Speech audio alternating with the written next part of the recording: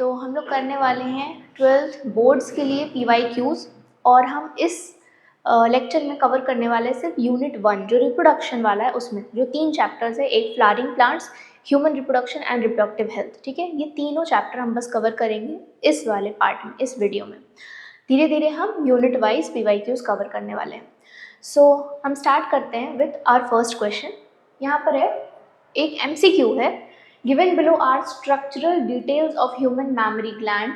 ठीक है, mammary gland का जो भी स्ट्रक्चर है उसके बारे में कुछ चीज़ें हैं।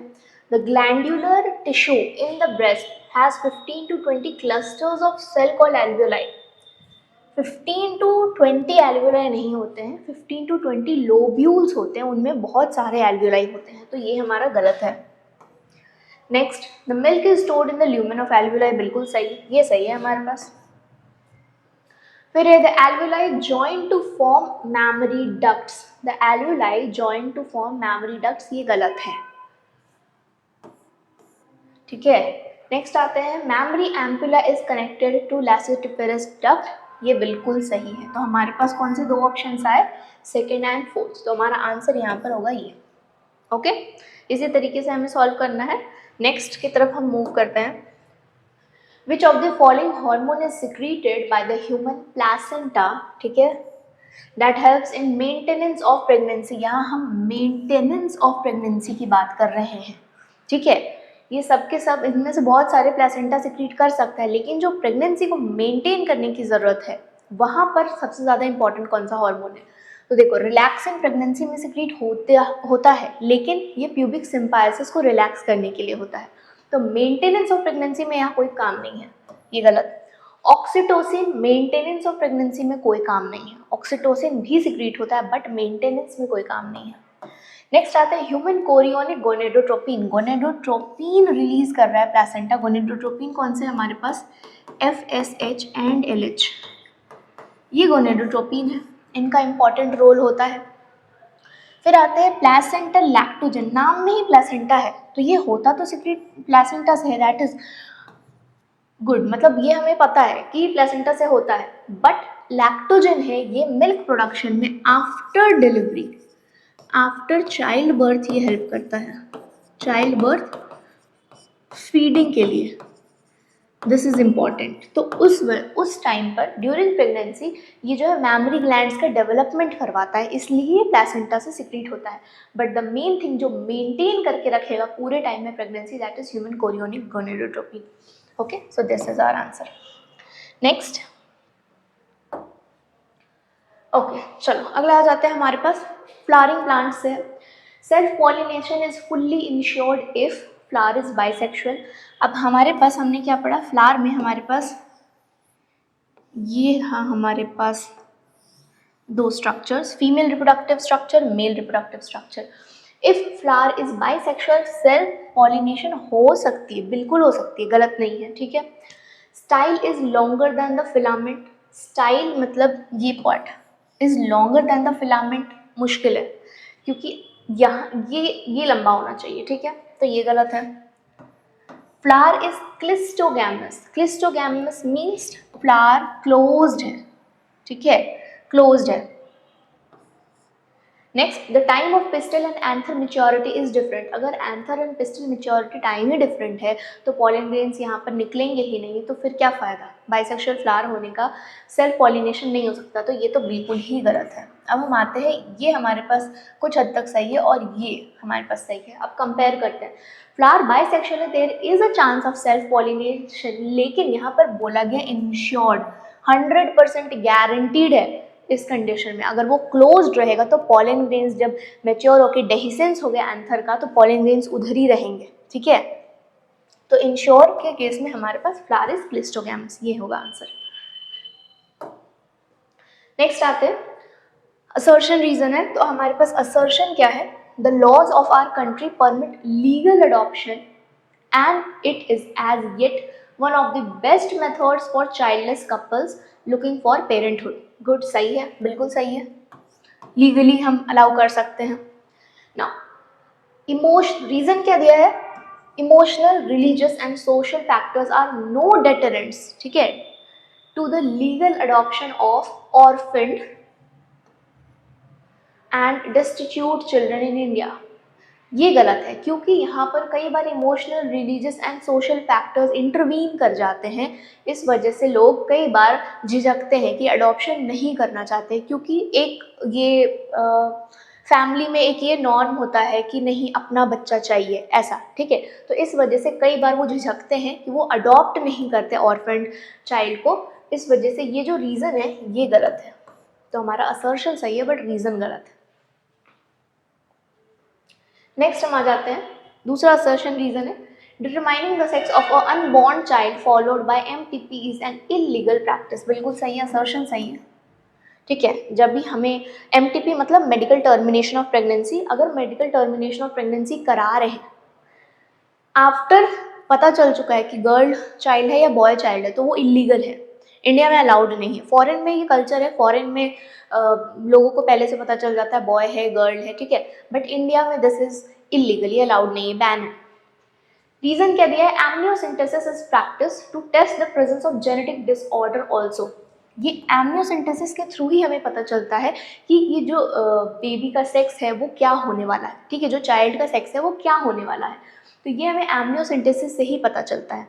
अब इस एमनियोसिंथेसिस का एक्चुअल में यूज किस लिए बेनिफिट है, क्योंकि अगर हमें पता चल जाए कि जो बच्चा है उसे कोई सा भी जेनेटिक डिसऑर्डर है या नहीं है, अगर जेनेटिक डिसऑर्डर है उसे हम क्योर कर सकते हैं, तो फिर हम पूरी मेहनत करेंगे, अपना पूरा जी जान लगाएंगे उसे क्योर करने का। और अगर there is a slight possibility भी कि हम उसके सर्वाइवल को अच्छा, हम उसके लाइफ को अच्छा बना सकते हैं, हम कोशिश करेंगे। बट अगर वो नहीं हो सकता है तो वहाँ पर हम अबॉर्शन को ही परमिट करेंगे, ठीक है। तो इस वजह से एमनियोसेंटेसिस जेनेटिक डिसऑर्डर्स के लिए सही है, ये भी सही है। लेकिन क्या ये रीज़न है? नहीं, ये रीज़न सही नहीं है। हम अगर पढ़ते हैं कि डिट इस तरीके से, यहाँ पर हम बिकॉज लगाएंगे, ओके, असर्शन और रीजन के बीच में बिकॉज लगाएंगे। Now determining the sex of an unborn child followed by MTP is an illegal practice because amniocentesis is a practice to test the presence of genetic disorder। कहीं कोई sense बन रहा है? नहीं, दोनों सही है बट ये रीजन नहीं है वैलिड, ठीक है। तो assertion is right, reason is right, but reason is not correct explanation of assertion. चलो मूविंग ऑन, अगला हम आ जाते हैं अगले क्वेश्चन पे। The graph given below shows number of primordial follicles, ठीक है, per ovary in women at different ages. यहाँ पर एज दिया हुआ है हमें। Now study the graph and answer the questions that follow, ठीक है। पहला question, what is the average age of women at the onset of menopause. Now what is menopause? Menopause अगर पता है तो ये आंसर हम दे पाएंगे। मेनोपॉज मीन्स जब मेंस्ट्रुअल साइकिल रुक जाता है, आफ्टर एज वुमेन में मेंस्ट्रुअल साइकिल रुक जाता है, उसे हम कहते हैं मेनोपॉज, पॉज हो जाना, ओके। और जब मेंस्ट्रुअल साइकिल स्टार्ट होती है during the time of puberty, हम उसे कहते हैं मेनार्क। तो मेनार्क स्टार्टिंग होती है और बीच में हमारा मेंस्ट्रुअल साइकिल का फेज चलता है मेनोपॉज, रुकना। तो किस एज में वो मेनोपॉज आता है ये पूछा जा रहा है। तो अराउंड 45 टू 50 ईयर्स, तो हम 40 टू 45 या 50 ईयर्स बोल सकते हैं, ठीक है। 40 टू 45 ईयर्स या फिर 45 टू 50, दोनों लिख सकते हैं आंसर में, okay. Now, at what age are maximum primordial follicles present in the ovary according to the given graph? At what age are maximum primordial follicles present? इस ग्राफ में देखना है हमें, यहाँ पर नंबर ऑफ फॉलिकल्स दिए हुए हैं और यहाँ पर हमें एज दिया हुआ है। तो सी एज के हिसाब से हर जैसे जैसे एज आगे की तरफ हम जा रहे हैं, एज बढ़ता जा रहा है, प्राइमोडियल फॉलिकल्स हमारे डिक्लाइन करते जा रहे हैं। तो सबसे ज़्यादा जो हमें दिख रहा है वो अराउंड 10 ईयर्स है। ये अगर हम ग्राफ को एक्सटेंड इस तरीके से हम लाइन एक एक्सटेंड करें तो यहाँ पर जो हमें सबसे ज़्यादा अमाउंट में दिख रहे हैं वो यहाँ पर at the age of 10 years. तो इस एज जो आंसर होगा दैट इज 10 ईयर्स, ठीक है। चलो नेक्स्ट क्वेश्चन पर हम आते हैं। Name and explain a surgical contraceptive method. Surgical contraceptive method पढ़ना है हमें, बताना है, and that can be adopted by the male partner of the couple, okay. Surgical contraceptive में हमने दो पढ़ा था, एक था वैसेक्टोमी और एक ट्यूबेक्टोमी। नाउ से मेल के लिए कौन सा है, फीमेल के लिए कौन सा? देखो फीमेल में होते हैं फेलोपियन ट्यूब्स, तो यहाँ पर ट्यूब आ रहा है, तो यहाँ पर हम करेंगे फेलोपियन ट्यूब में सर्जरी, ठीक है। तो फेलोपियन ट्यूब किनके पास होती है? फीमेल्स के पास। यहाँ पर क्वेश्चन क्या पूछ रहा है हमारे पास? मेल्स, ठीक है। तो मेल्स में होंगे वैसेक्टोमी, ये मेल्स में होता है। तो नाम हमने क्या बोल दिया? वैसेक्टोमी है। एक्सप्लेन क्या करना है, वैसेक्टोमी में क्या होता है? ये बनाया हमने टेस्टिस, ये दिखाया वासा एफरेंशिया, यहाँ होगा हमारे रेटे टेस्टिस।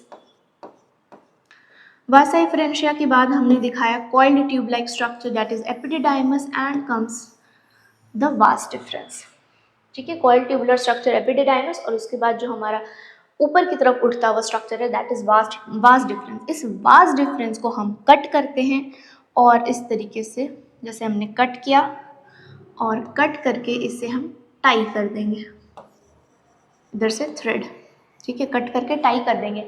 तो यहाँ पर हमारे पास क्या मिल रहा है? यहाँ पे स्पर्म्स बनेंगे, स्पर्म्स ट्रैवल होंगे, बट ये आगे जाकर थ्रू यूरेथ्रल मीटर्स बॉडी के बाहर नहीं जाएंगे। तो स्पर्म का हमने ट्रैवल रोका है, ब्लॉक किया है, ठीक है। That is called this surgical method to stop the transport of sperm is called the vasectomy. और कहाँ से? वास डिफरेंस में ये हम कट करते हैं and ligation, cut and ligate the vas difference,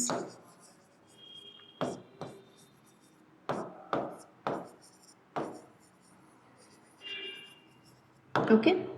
एक डायग्राम बना देना है, लिख देना है, एक्सप्लेन कर देना हमें कि हम यहाँ पर स्पर्म्स तो बन रहा है हमारे पास, यहाँ पर स्पर्म्स बन रहे हैं सेमिनिफेरस ट्यूब्यूल्स में, ओके। ये ट्रांसपोर्ट होंगे to rete testis, vasa efferentia, epididymis, but ये वास डिफरेंस के थ्रू होकर यूरेथ्रा में और यूरेथ्रल मीटस से बॉडी के बाहर नहीं जाएंगे। तो यहाँ पर जो भी बॉडी से जो फ्लूइड निकलेगा थ्रू यूरेथ्रल मीटस, वहाँ पर सीमेन में सेमाइनल प्लाज्मा होंगे लेकिन स्पर्म्स नहीं होंगे, ओके। सीमेन जो होगा, हम जो अब बोलेंगे सीमेन हम किसे बोल रहे थे? Sperms plus seminal plasma. Seminal plasma हमें मिलता था ग्लैंड्स से, हमारे पास 3 ग्लैंड्स थे, seminal vesicle, prostate gland and bulbo urethral. तो हमारे तीनों ग्लैंड्स जो है वो सीक्रेट कर रहे हैं सेमाइनल प्लाज्मा प्लस, पर अब इनमें स्पर्म आकर नहीं मिल रहा है। तो हमारे पास अब हम क्या बोलेंगे? सीमेन नहीं है, हमारे पास जो भी यूरेथ्रा से बाहर आएगा that is only seminal plasma, okay. It does not contains any sperm, हमने यहाँ पर ब्लॉक कर दिया है। चलो next, explain the monosporic development of embryo sac in the ovule of an angiosperm। और सेकेंड है हमें बनाना है एक diagram of mature embryo sac of an angiospermic ovule and label any 4 parts. तो दोनों हम साथ में कर लेते हैं क्या क्या हो रहा है। देखो फर्स्ट पार्ट हमने क्या बोला, हमारे पास ओव्यूल है, ठीक है, हमने एक ओव्यूल बना लिया है। एनोट्रोपस अगर हम बना रहे हैं तो इस तरीके से हमारे पास एनोट्रोपस ओव्यूल होगा। Funicle, this is something called funicle point of attachment. अब यहाँ पर क्या हो रहा है, सेल्स ऑफ न्यूसेलस है, कुछ सेल्स ऑफ, यहाँ पर बहुत सारे न्यूसेलस के सेल्स हैं। तो ये जो सेल्स ऑफ न्यूसेलस होते हैं सारे के सारे 2n हैं, ओके। यहाँ पर क्लस्टर्स में रहेंगे, बहुत डेंस साइटोप्लाज्म होता है इनमें, इन्हें हम कहते हैं nucellus,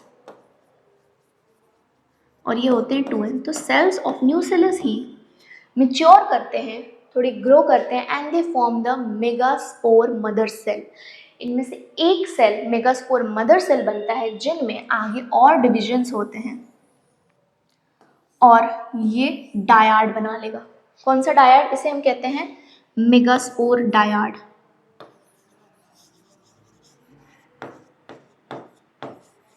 dyad means 2 cells। Through the process of meiosis, meiosis 1 से हमें डायाड मिल गया, एंड देन मियोसिस जब 2 हो रहा है,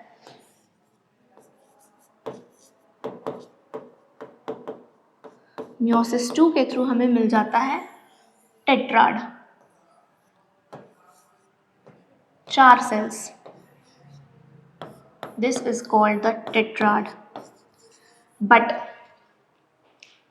टेट्राड में से 3 सेल्स जो होते हैं वो डीजेनरेट कर जाएंगे और सिर्फ एक सेल बच जाएगा। तो टेट्राड में से जो सिर्फ एक सेल बच जाता है वो आगे चलकर बनाएगा हमारे पास फाइनली एम्ब्रियो सैक।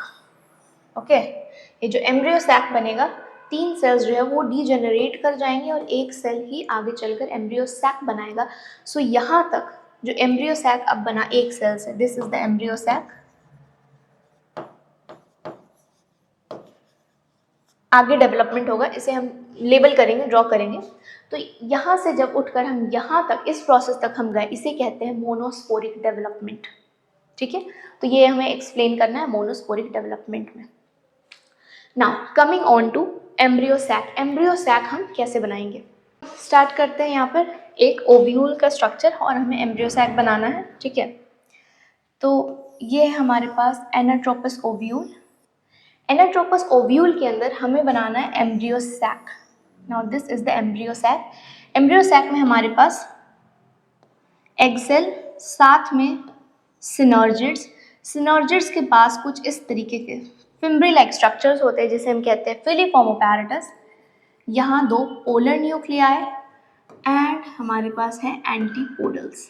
ठीक है, तो हमें क्या लेबल करना है, ये 2 हो गए हमारे पास पोलर न्यूक्लियाई, ये होंगे हमारे पास सिनर्जिड्स, ये एग सेल है। एक्चुअली में फर्टिलाइजेशन सबसे ज़्यादा इंपॉर्टेंट एग सेल का होता है, एंड देन फिर इनका पोलर न्यूक्लियाई का भी फर्टिलाइजेशन होता है एंड दे फॉर्म एंडोस्पर्म। फिर यहाँ पर जो ये तीनों सेल है, दीज आर कॉल्ड एंटीपोडल्स। ठीक है, और यहाँ पर ये जो हमें फिंगर लाइक प्रोजेक्शंस दिख रहे हैं, दीज आर फिम्ब्री और द फिलीफॉर्म अपैरेटस।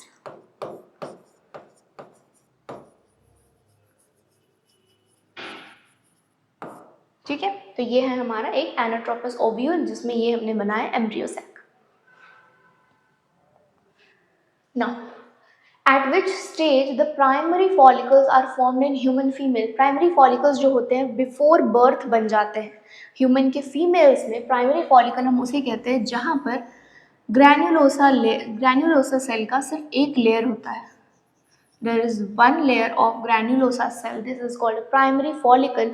और ये बिफोर बर्थ बहुत सारे लैक्स में होते हैं ईच ओवरी में, और आफ्टर बर्थ प्यूबर्टी तक बहुत सारे डीजनरेट कर जाते हैं। बर्थ से लेकर प्यूबर्टी तक डीजनरेट करते हैं।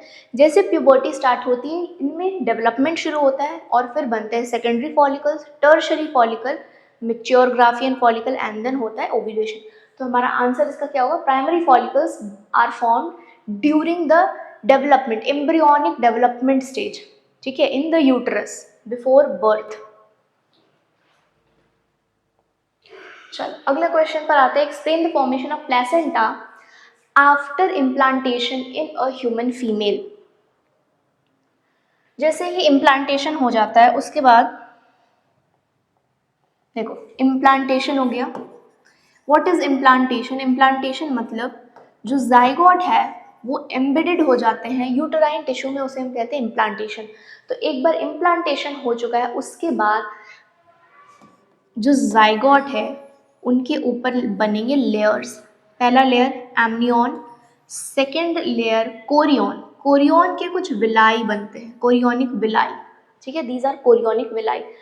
अब यहाँ पर ये जो कोरियोनिक विलाई है, इनके बीच बीच में मदर टिश्यू या हम बोल सकते हैं यूटेराइन टिश्यू इंटरडिजिटेशंस इस तरीके से बनाते हैं।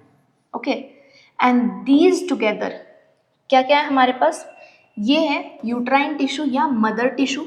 ठीक है, यूट्रस की टिश्यू यूटेराइन टिश्यू, या फिर हम बोल सकते हैं mother's tissue. And this one जो कोरियन से बना है, this is the chorionic villi.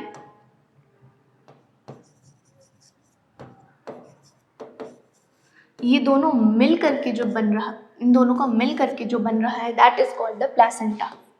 Placenta is not a single structure. Placenta 2 चीज़ों के कॉम्बिनेशंस को हम कहते हैं, जैसे यूट्राइन टिश्यू और कोरियोनिक विलाई। अच्छा, इनमें होता क्या है, सी यहाँ पर से ब्लड वेसल्स आ रहे हैं मदर के, ठीक है, मदर के ब्लड वेसल्स आ रहे हैं, और यहाँ जो फीटस के ब्लड वेसल्स हैं वो है इस जगह पर, फीटस के ब्लड वेसल्स हैं।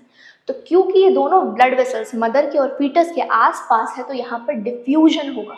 Diffusion of what, diffusion of carbon dioxide mother की तरफ जाएगा क्योंकि वेस्ट है, या फिर कोई वेस्ट मटेरियल्स मदर की तरफ जाएगा, मदर से न्यूट्रिएंट्स और ऑक्सीजन फीटस की तरफ आएगा। ओके, तो इस वजह से हमारे पास बनता है प्लेसेंटा आफ्टर इम्प्लांटेशन। ये लेयर है, ये देखो, ये है फीटस या एम्ब्रियो। नाउ ये हमारे पास एमनियन लेयर, एमनियन के बाहर होता है ये कोरियन,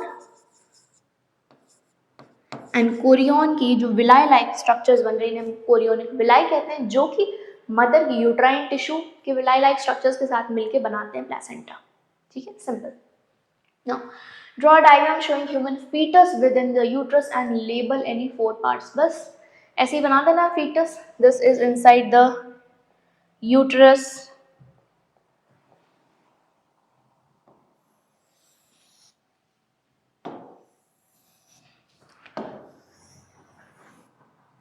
ओके, यहाँ पर फीटस है, यहाँ पर हम और ऐड क्या करेंगे, योक सैक, ठीक है, योक सैक होगा यहाँ पर, this is a yolk sac.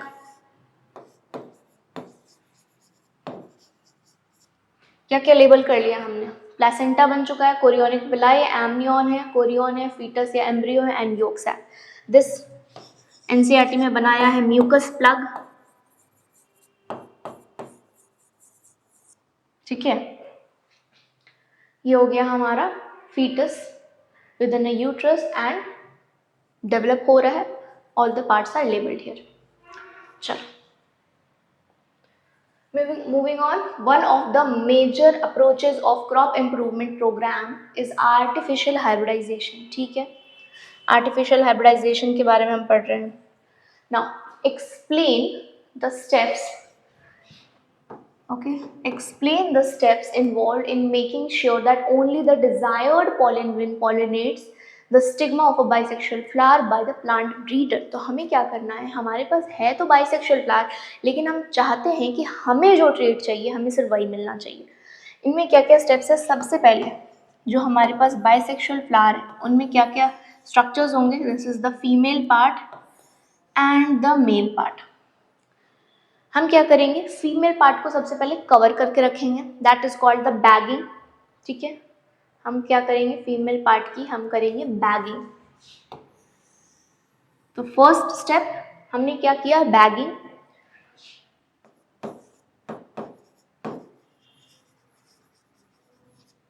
Bagging of carpel या पिस्टल या स्टिग्मा, ठीक है, पिस्टल्स स्टिग्मा, क्योंकि लैंडिंग प्लेटफॉर्म यही है। ठीक है, बैगिंग कर दिया हमने। नेक्स्ट हम क्या करेंगे, इमैस्कुलेशन। यहां से हम ये जो मेल पार्ट है इसे हटा देंगे, कट कर देंगे। तो नेक्स्ट हम करेंगे इमैस्कुलेशन।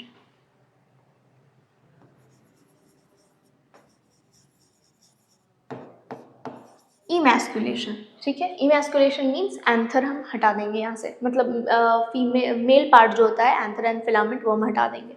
ठीक है, नाउ इमैस्कुलेशन करने के बाद हम यहाँ पर ये बैग हटाएंगे एंड देन हम यहाँ पर डस्ट करेंगे अपने डिजायर्ड कैरेक्टर्स वाले पॉलन ग्रेन। हमने सेलेक्ट करके रख लिया है, ठीक है, सेलेक्ट कर लिया है हमने कि हमें ये कैरेक्टर्स चाहिए, एंथर के हमें ये बेस्ट कैरेक्टर्स पॉलन ग्रेन्स के चाहिए और हमें वही डस्ट करना है। तो नेक्स्ट थर्ड पार्ट क्या होगा हमारे पास, dusting of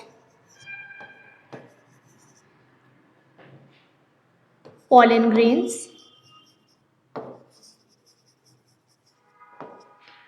which has desired characters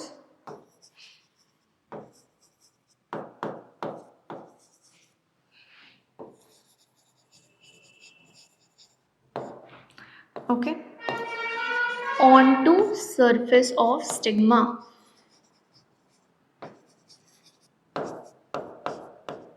और उसके पहले हम क्या करेंगे, आफ्टर रिमूविंग द बैग, ठीक है, आफ्टर रिमूविंग द बैग, ये सब कुछ हम कर रहे हैं बैग रिमूव करने के बाद, after removing the bag. Bag मतलब butter paper, usually butter paper का हम एक कवरिंग कर देते हैं, उसे हम कहते हैं as a bag like structure हम उसे बना देते हैं, तो इस वजह से हम बैगिंग कहते हैं। इसे हम हटाएंगे, जो पॉलिन ग्रेन की जो कैरेक्टरिस्टिक्स चाहिए होंगे डस्ट करेंगे, वापस से रीबैगिंग करेंगे, ठीक है। तो यहाँ हम वापस से करेंगे रीबैगिंग ऑफ स्टिग्मा।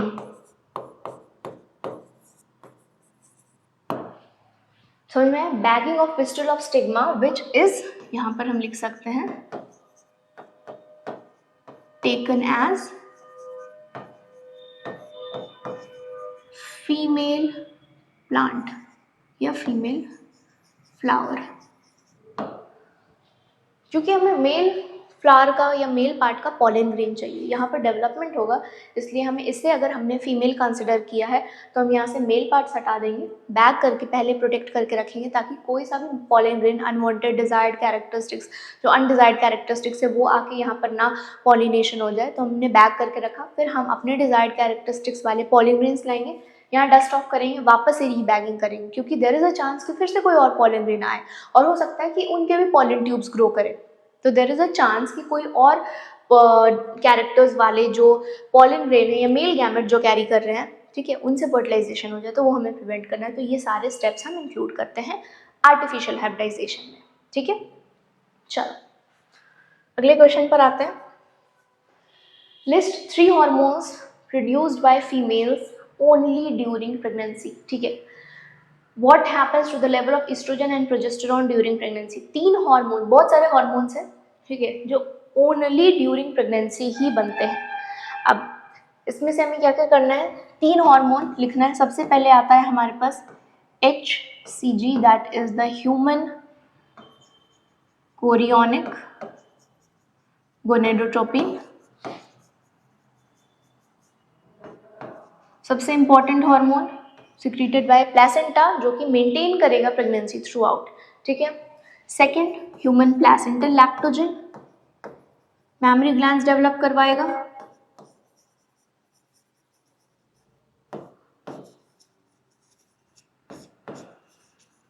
थर्ड है हमारे पास relaxin. Now there are some additional hormones जो कि हेल्प करते हैं ड्यूरिंग प्रेगनेंसी, जिनका लेवल्स मेंटेन रहना चाहिए बट एक्सक्लूसिव नहीं है, मतलब ऐसा नहीं है कि सिर्फ प्रेगनेंसी में वो बन रहे हैं, वो ऐसे भी बनते हैं। जैसे कौन कौन से हमारे हार्मोन्स हैं, हमारे पास ऑक्सीटोसिन है, हमारे पास थायरोक्सिन है। अच्छा, ऑक्सीटोसिन जो होता है वो एक बॉन्ड क्रिएट करता है, ऑक्सीटोसिन को एक लव हार्मोन कहते हैं। ऑक्सीटोसिन जो मदर और developing child in the uterus, उन दोनों के बीच में एक बॉन्ड क्रिएट करता है, ठीक है, एक लव वाला बॉन्ड क्रिएट करके रखता है। एक जो मदर, माँ का जो ममता होता है, हम जो बोलते हैं माँ की ममता, ठीक है, वो हम बोल सकते हैं ऑक्सीटोसिन हार्मोन की वजह से होता है। So that is why it is also called as a love hormone. अब हम आते हैं थायरोक्सिन पर। थायरोक्सिन की अगर डेफिशिएंसी हो गई इन द प्रेग्नेंट मदर्स, तो वहाँ पर जो चाइल्ड होगा वो मेंटली रिटार्डेड हो सकता है। थायरोक्सिन इतना ज़्यादा इंपॉर्टेंट है हमारे डेवलपमेंट में। वैसे नॉर्मली थायरोक्सिन क्या करता है, थायरोक्सिन हमारे कोई सा भी metabolism of fats, carbohydrates and proteins, जो बेसल मेटाबॉलिक रेट है हमारे बॉडी का, वो मेंटेन करके रखता है। सारे मेटाबॉलिज्म को कंट्रोल करने का काम थायरोक्सिन का है। तो नॉर्मली भी हमारे अंदर अगर थायरोक्सिन डेफिशिएंसी हुई ड्यू टू एनी रीजंस, तो वहाँ पर हमारा BMR इफेक्ट होगा। बट आफ्टर बर्थ वो मेंटल रिटार्डेशन कॉज नहीं करेगा, वो गॉइटर कॉज कर सकता है। यहाँ पर जो स्वेलिंग हो जाती है गॉइटर, उसकी वजह से हो सकती है, थायरोक्सिन की कमी की वजह से। बट अगर बर्थ के पहले ड्यूरिंग डेवलपमेंट थायरोक्सिन की कमी हो गई इन मदर्स ब्लड, मदर अगर हाइपोथायरॉयडिज्म की पेशेंट है, अगर यहाँ पर कमी हो गई, तो जो चाइल्ड होगा वो मेंटली रिटार्डेड डेवलप हो सकता है। वो मेंटल ग्रोथ के लिए थायरोक्सिन बहुत इंपॉर्टेंट है। आफ्टर बर्थ मेंटल ग्रोथ पे इफेक्ट उतना नहीं करता थायरोक्सिन, ठीक है। तो और भी बहुत सारे हार्मोन्स हैं, बट हमें 3 का नाम लिखना है जो कि ओनली ड्यूरिंग प्रेगनेंसी होते हैं, तो ये 3 हम लिख सकते हैं। Now What happens to the level of estrogen and progesterone during pregnancy? अच्छा, estrogen and progesterone का क्या होता है? estrogen and progesterone के levels भी बढ़े हुए होते हैं. सबसे पहली बात, progesterone is the most important hormone to maintain pregnancy. इसीलिए बोलते हैं progesterone is the hormone that can maintain pregnancy and that can cause abortions. ठीक है, during the time of pregnancy, during the gestation period अगर progesterone का level कम हुआ तो वहाँ पर अबॉर्शन हो जाएगा. तो प्रोजेस्टेरॉन का लेवल बिल्कुल कम नहीं होना चाहिए during the 9 months. Okay, it is also called as pregnancy maintaining hormone.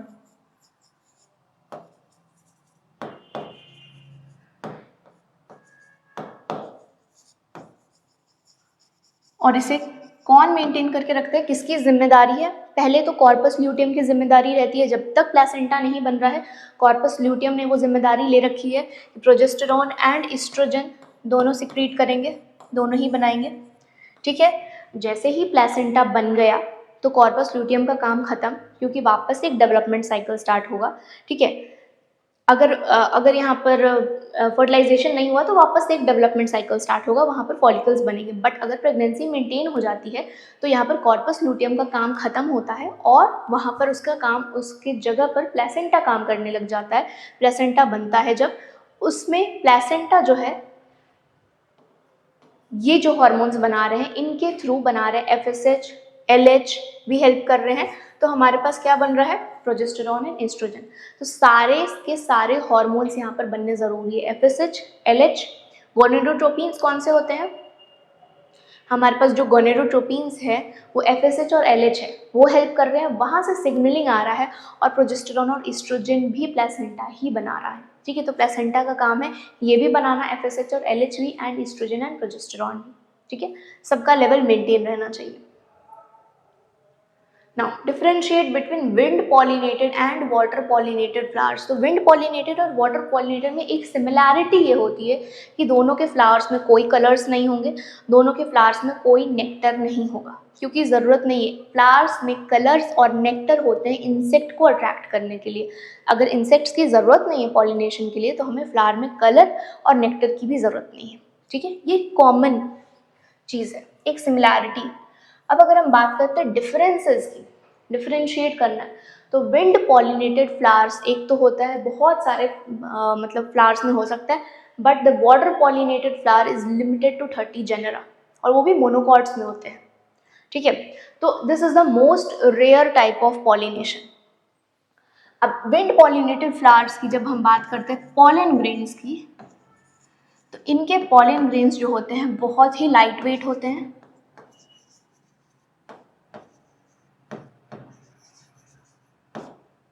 ठीक है, लाइट वेट होते हैं, नॉन स्टिकी होते हैं. इनके पॉलन ग्रेन्स को स्टिक करने की ज़रूरत नहीं है ताकि ये इजीली उड़ सके हवा में. ठीक है, नॉन स्टिकी होंगे, लाइट वेट होंगे. यहाँ पर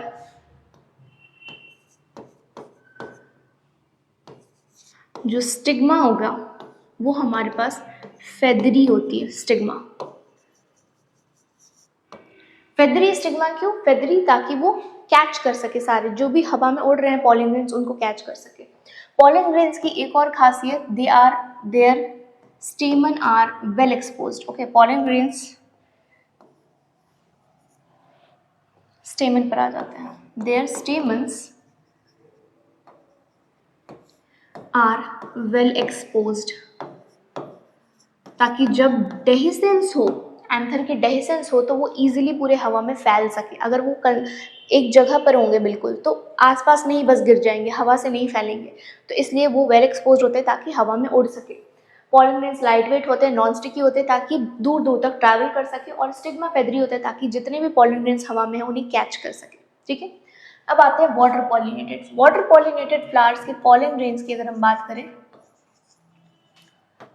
तो इनके जो पॉलन ग्रेन्स होते हैं ये म्यूसिलेजिनस कवरिंग होती है. इन पर म्यूसिलेज की कवरिंग होती है. क्यों? क्योंकि वाटर में है तो गीले होने से बचाने के लिए म्यूसिलेज की कवरिंग होती है. प्लस इनके कुछ पॉलन ग्रेन्स, कुछ फ्लावर्स के pollen grains, some pollen grains can be ribbon shape के होते हैं, ribbon like for easy floating, ठीक है, इजीली फ्लोट कर सके।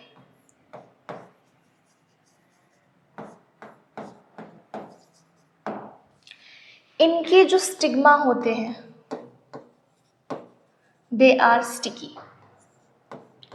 स्टिग्मा स्टिकी होते हैं क्योंकि वाटर के करंट के थ्रू हमारे पास पॉलन ग्रेन्स ट्रांसपोर्ट हो रहे हैं और वहाँ पर अगर वो स्टिग्मा के कांटेक्ट में आए तो उनको चिपकना ज़रूरी है, अदरवाइज वो वाटर के करंट के साथ फिर आगे बह जाएंगे, इसलिए स्टिग्मा का यहाँ स्टिकी होना ज़रूरी है, ठीक है। चलो नेक्स्ट मूव ऑन करते हैं हम। IVF is a very popular method these days that is helping childless couples to bear a child, ठीक है। Describe the different steps carried out in the technique. Now IVF का full form in vitro fertilization। सबसे पहले तो ये what is IVF? In vitro fertilization।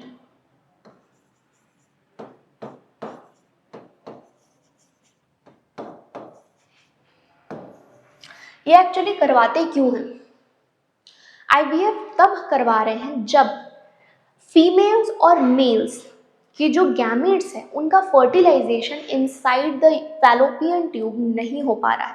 In natural conditions female के पास जो fertilisation है या तो वो नहीं हो पा रहा है, ठीक है, या तो कोई ना कोई प्रॉब्लम हो रही है फर्टिलाइजेशन, मतलब या तो हो सकता है कि सही जगह पर नहीं हो रहा है, ठीक है। तो fertilization is the main problem, इस वजह से हम वहाँ पर क्या करते हैं, फर्टिलाइजेशन जो है वो हम बाहर करवाते हैं और उसके बाद हम जाइगोट को ट्रांसफ़र कर देंगे। यहाँ पर ऐसा बिल्कुल नहीं होता है कि फीमेल्स या मेल गैमेट में कोई प्रॉब्लम है, ऐसा नहीं होता है कि फीमेल्स का जो यूट्रस है is not does not provide an friendly environment to the growing of the child, ऐसा भी नहीं होता। मतलब वो चाइल्ड ग्रोथ के लिए भी सही इन्वायरमेंट यूट्रस देती है, बिल्कुल सही, सब कुछ सही है यूट्रस में, गैमीट्स में सब कुछ सही है, बस फर्टिलाइजेशन नहीं हो पा रहा है ड्यू टू एनी रीजंस, ठीक है। अब अगर फर्टिलाइजेशन नहीं हो पा रहा है तो हम क्या कर सकते हैं, बाहर से फर्टिलाइजेशन करके बॉडी में ट्रांसपोर्ट कर देंगे, ट्रांसप्लांट कर देंगे। नाउ इन विट्रो फर्टिलाइजेशन में हम क्या करते हैं, यहाँ पर फीमेल गैमेट्स लेंगे फ्रॉम द मदर, या फिर किसी और का अगर चाहिए, डोनर का चाहिए, ठीक है, फीमेल गैमेट्स लेंगे। मेल गैमेट्स ले रहे हैं हम फ्रॉम द फादर और the donor, and now we are fertilizing it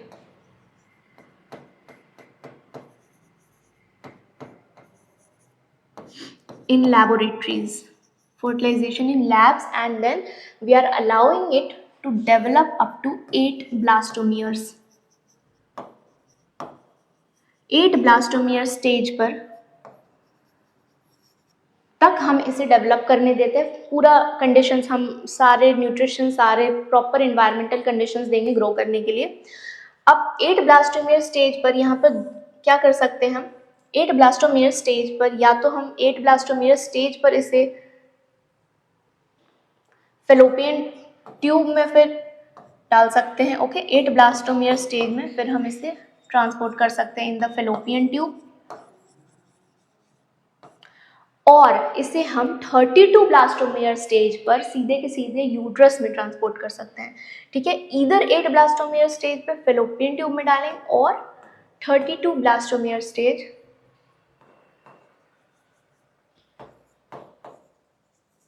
और सीधे के सीधे हम यूट्रस में इसे डाल देंगे। नाउ ये 2 तरीका है, ठीक है, समझ में आया। इसी सारे प्रोसेस को हम कहते हैं test tube baby. This is the test tube baby. ये नहीं कि टेस्ट ट्यूब में बन रहा है बच्चा, टेस्ट ट्यूब बेबी का मतलब ये नहीं होता टेस्ट ट्यूब में बच्चा बन रहा है, इट्स जस्ट दैट लैब में हम एक सर्टेन लिमिट तक फर्टिलाइजेशन करेंगे, फिर हम उसे इम्प्लांट करेंगे, ठीक है। यहाँ पर फेलोपियन ट्यूब में इम्प्लांट होगा, वहाँ यूट्रस में इम्प्लांट होगा after a certain stage,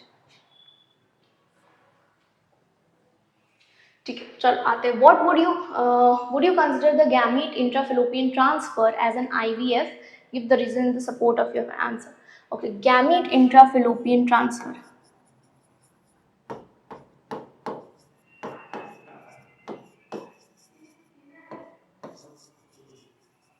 now gamete intrafallopian transfer हम तब करते हैं जब फीमेल्स जो होती हैं वो गैमेट्स नहीं बना पा रही, फीमेल्स में ओवा नहीं बन पा रहा है, ठीक है, तब हम कर रहे हैं गैमीट इंट्राफेलोपियन ट्रांसफ़र। फीमेल के पास बिल्कुल सही रीज़न फर्टिलाइजेशन वहाँ हो सकती है, there is a proper uterus का इन्वायरमेंट बिल्कुल सूटेबल है, but due to any reason gamete नहीं बन पा रहा।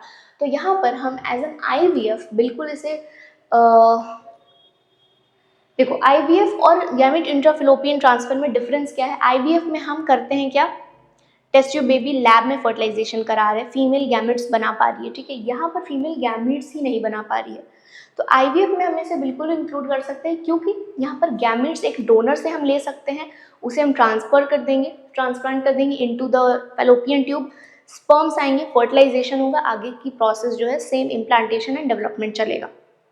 समझ में आया? तो this can be used. Now name the gonadotropins and explain their role in oogenesis and the release of ova. Now gonadotropins हमारे पास दो है, FSH and LH, that is follicular stimulating hormone and the luteinizing hormone. Follicular stimulating hormone जो क्या ये करता है, follicles का development, दोनों मिलकर करते हैं, follicles development करते हैं, but mainly FSH करता है, और LH जो है मेनली ओव्यूलेशन में काम करता है, मेनली, ओके, एक्ट दोनों ही कर रहे हैं। LH भी फॉलिकल्स के डेवलप होने में हेल्प कर रहा है, बट मेनली काम है ओव्यूलेशन का। फॉलिकल्स एक लिमिट में डेवलप हो गए, जब फॉलिकल्स डेवलप हो गए तो वापस से ये क्या करेंगे, ये LH जो है LH का लेवल बढ़ा देंगे एंड FSH का भी लेवल बढ़ाएंगे। देखो हो क्या रहा है, गोनेडोट्रोपिन्स रिलीज हो रहे हैं, FSH एंड LH, ठीक है। FSH मेनली हेल्प कर रहा है फॉलिकल्स के डेवलपमेंट में, ठीक है। अब जैसे ही फॉलिकल्स डेवलप हो जा रहे हैं, FSH को वापस से ये बढ़ा दे रहे हैं, LH को भी बढ़ा रहे हैं, जिसकी वजह से हम क्या हो रहा है, ओव्यूलेशन। आया समझ? What is their role in oogenesis and the release of ova. तो oogenesis मीन्स जो ओवम बन रहा है हमारा, फॉलिक्यूल्स डेवलप हो रहे हैं, एंड रिलीज मीन्स जो ओव्यूलेशन हो रहा है। तो रिलीज में LH का सबसे ज़्यादा इंपॉर्टेंट रोल है, और जो FSH का भी रोल है, बट फॉलिक्यूल्स डेवलपमेंट में oogenesis सबसे ज़्यादा इंपॉर्टेंट रोल FSH का है। oogenesis में हम क्या करते हैं, प्राइमरी फॉलिकल्स से हम बनाते हैं secondary follicles, tertiary follicles, then mature Graafian follicle, and then फिर हमारा हो रहा है ओव्यूलेशन। तो यहाँ मेन काम LH का है, अदरवाइज यहाँ से यहाँ तक मेन काम जो है वो FSH का है। एंड इन टर्न ये जो मैच्योर ग्राफियन फॉलिकल है, in turn FSH and LH का नंबर भी बढ़ा, मतलब पीक लेवल पर लेकर आ रहा है FSH एंड LH को, ठीक है। Now, draw a sectional view of human ovary and label primary follicle, tertiary follicle, Graafian follicle and the corpus luteum. तो सेक्शन हमें बनाना है ओवरी का, ठीक है। हम क्या करेंगे, प्राइमरी फॉलिकल बनाएंगे। प्राइमरी फॉलिकल के अराउंड एक लेयर ऑफ ग्रैन्युलोसा सेल्स होते हैं, primary oocyte, this is the primary follicle, okay. Now हमें क्या करना है, सेकेंडरी फॉलिकल नहीं बनाना है, हमें सीधे अब बनाना है प्राइमरी फॉलिकल के बाद टर्शरी फॉलिकल। तो टर्शरी फॉलिकल पर जब हम आएंगे तो टर्शरी फॉलिकल में क्या होता है, एंट्रम बन चुका होता है। टर्शरी फॉलिकल की जब हम बात करेंगे तो वहाँ पर एक फ्लूइड फिल्ड कैविटी हो जाता है हमारे पास, that is called antrum, okay.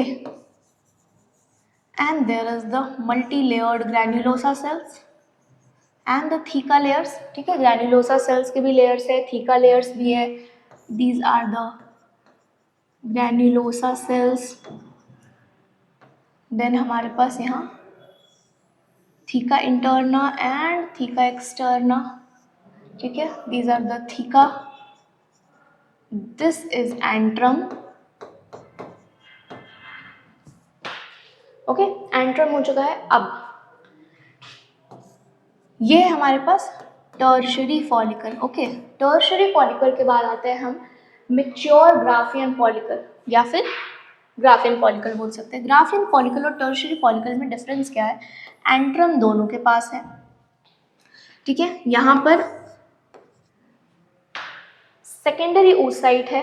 अब सेकेंडरी oocyte के अराउंड यहाँ पर डेवलप हो जाता है zona pellucida and a layer of corona radiata.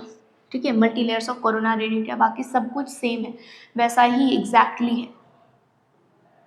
तो हम क्या बोलते हैं यहाँ पर, this is the zona pellucida, corona radiata,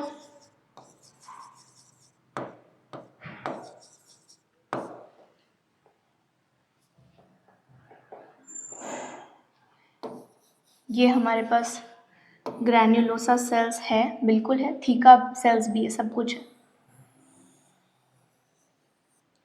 okay, this is the theca layer, the granulosa cells, this is antrum, fluid filled cavity. Extra में हमारे पास ऐड जो होता है corona radiata and zona pellucida. This is the Graafian follicle या फिर mature Graafian follicle जिसे हम कहते हैं। अगला आता है कॉर्पस ल्यूटियम। कॉर्पस ल्यूटियम में क्या करना है, हमें यहाँ से रिलीज आउट कर देना है ओवा को, जो बचा हुआ पार्ट है हमारा, दिस पार्ट, ये जो बचा हुआ पार्ट है हमारे पास, ओवा रिलीज्ड, ठीक है, एंड जो बचा हुआ पार्ट है this is the corpus luteum, जिसमें सब कुछ वैसा ही होगा। हमारे पास ग्रैन्युलोसा सेल्स है, हमारे पास थीका लेयर्स है, सब कुछ है, बस यहाँ पर हमारे पास ओवा रिलीज्ड हो चुके हैं। This is the secondary oocyte,